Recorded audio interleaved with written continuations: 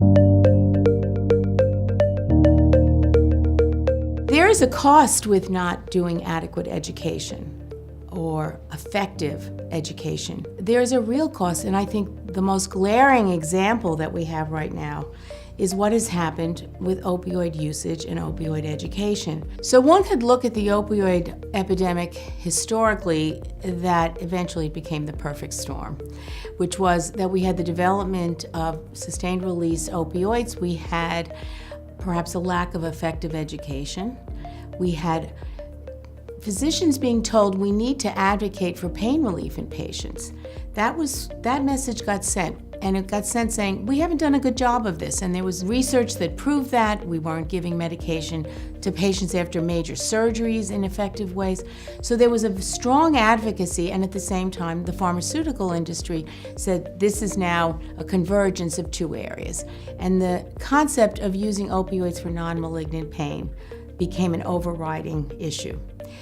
As a result, we needed to be in the offices the way we do with ALOSA to say, this is a new paradigm and we have to look at it differently. Most physicians had never had effective education in medical school or residency about appropriate use of opioids. And this is an example where ALOSA could have and does make a big impact in terms of educating.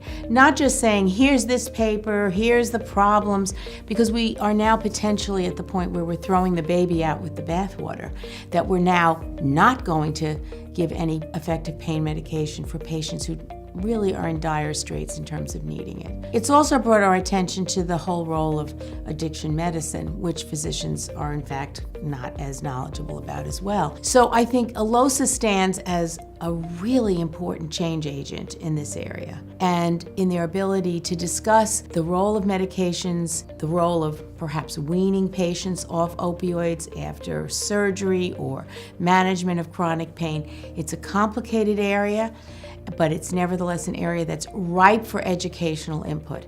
And ALOSA has clearly done work in this area and will continue, and I think it really is an important area for physician education. This is where ALOSA comes in, not only talking about what are the different medications, but what's the effective way of using them. And they do that with any topic. So, do you need a sustained release in this setting? Do you need a shorter acting drug?